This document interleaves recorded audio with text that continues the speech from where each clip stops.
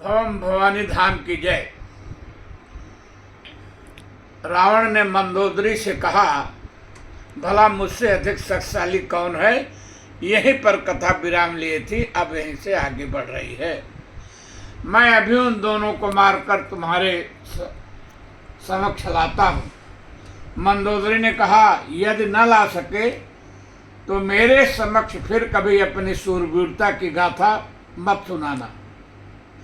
रावण गरजता हुआ अपने बल के अहंकार में जब पक्षीराज जटायु के आश्रम के पास पहुंचा तो दोनों भाइयों ने रावण को अपने पंजों में दबाकर खींचातानी शुरू कर दिया। रावण आकाश में एक दूसरे के पंजों का शिकार बन गया। कभी जटायु जी अपने पंजों में दबाकर छोड़ते, आकाश में एक दूसरे कभी जटायु जी अपने पंजों में दबाकर छेड़ते तो कभी संपाति जी अपने पंजों से पकड़ते। जटायु रावण इसी तरह से दोनों भाइयों के बीच में पिसता रहा। बड़ी देर तक यह खेल चला। रावण अधमरा हो गया और हाँफता कांपता आकाश से नीचे गिरा। अब तो जटायु और संपाति एक एक करके रावण को पकड़कर निगलने उगलने लगे। जब रावण ने समझा कि अब मेरी मृत्यु हो जाएगी तो किसी तरह से अनुनय विनय करके भागकर लंका वापस आया। मंदोदरी रावण की हालत देखकर समझ गई कि इनकी यह दशा कैसे हुई होगी। रावण का मान कुछ दिनों के लिए ऐसा समाप्त हुआ कि फिर उसने मंदोदरी के समक्ष कभी अपनी सूरवीरता की डींग नहीं हाँकी। इसीलिए जटायु जी को रावण से भय नहीं था, परंतु अब जटायु जी वृद्ध हो गए थे। पहले जैसे सामर्थ्य व शक्ति नहीं थी, फिर भी रावण को अपनी चोंच व पंजों से मार मार कर घायल कर मूर्छित कर दिया और सीता जी को छुड़ा लिया।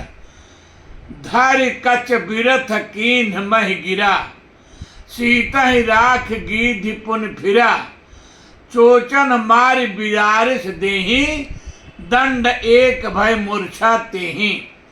रावण को जटायु ने मूर्छित कर दिया, परंतु सीता जी को वे अपने आश्रम तक पहुंचा नहीं पाए। न ही राघव की लीला सहायिका सीता जी वहां से स्वयं हटी ही, क्योंकि प्रभु की लीला के कारण उन्हें लंका जाना ही था, तभी राक्षसों का विनाश होता। तब तक रावण ने अपनी तीक्ष्ण कृपाण से गीधराज के पंख काट दिए। तब सक्रोध निश्चर खिसियाना, काढ़े से परम कराल कृपाना, और पंख करते ही परा खग धारणी जटायु जी पृथ्वी पर गिर पड़े। रावण ने शीघ्रता से पुनः सीता जी को रथ में बैठाया और अत्यंत डरा हुआ बड़ी शीघ्रता से आकाश मार्ग से भागा। विलाप करते हुई सीता ने किष्किंधा में ऋष्य मुख्य पर्वत पर बैठे हुए वानरों को देखकर कही हरिनाम दीन पट डारी, वह कुछ वस्त्र व चिन्ह ऊपर से गिरा दिया। त्रसित रावण सीता को ले जाकर सीधे अशोक वाटिका पहुंचा। अपने महल इसलिए नहीं ले गया क्योंकि रावण की सीता के प्रति बुद्धि तो मातृवत थी। महल में रखने पर पुरजन व परिजन तथा रानियां अनायास ही रावण पर सीता को लेकर संदेह करती और कलंक लगाती। दूसरे मंदोदरी श्री राम की शक्ति से परिचित थी, इसीलिए वह सीता को महल में रखने पर आपत्ति करती। तीसरे राम के वियोग व शोक से सीता अशोक वाटिका में शोक रहित रहेगी, यह विचार कर परम रमणीय का स्थल होने के कारण भी सीता को रावण ने अशोक वाटिका में रखा। मानस के अनुसार रावण सीता को सीधे अशोक वाटिका ले गया। यही विध सीता ही सो लय गयऊ, बन अशोक मह राखत भयऊ। हारि पराखल बहुविध, भय और प्रीत दिखाई, तब अशोक पादप तर राखिस जतन कराय। जहि विध कपट कुरंग संग, धाई चले श्री राम, सो छब सीता राख उर, रटत रहत हरि नाम।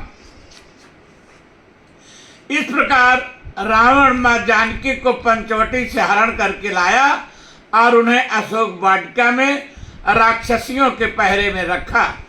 सीता को अशोक वाटिका में रखकर रावण अपने महल में राम के बाण से मरने की इच्छा लेकर गया। ऐसा प्रमाण पद्म पुराण उत्तराखंड में प्राप्त होता है। एक बात और बताता चलूं कि यदि सीता जी चाहती तो रावण को अपने शाप से भस्म कर सकती थी, परंतु उन्होंने ऐसा नहीं किया। वाल्मीकि रामायण में तो सीता जी ने रावण से ही कहा कि मैं तुम्हें भस्म कर सकती थी, परंतु रामाज्ञा न होने से मैं ऐसा नहीं कर सकती। उल्लेखनीय है कि जानकी जी रावण को भस्म करती भी क्यों? संपूर्ण लीला तो राघव व सीता जी के बीच में हुई योजना के क्रम में ही हो रही थी। राक्षसों का विनाश करवाकर पृथ्वी को भारयुक्त जो करना था, अपने भक्तों के लिए शक्ति स्वरूपा भगवती सीता व शक्तिमान श्री राम दोनों नर लीला करके पृथ्वी को राक्षसों के पाप और अत्याचार से मुक्त कराया। बस अब यहीं पर कथा विराम लेगी। भक्तजनों, आप सबको बहुत बहुत धन्यवाद। भवन भवानी धाम की जय। अब अगली कथा श्री राम का आश्रम लौटना, जटायु की मुक्ति व सीता की खोज का प्रारंभ होगा।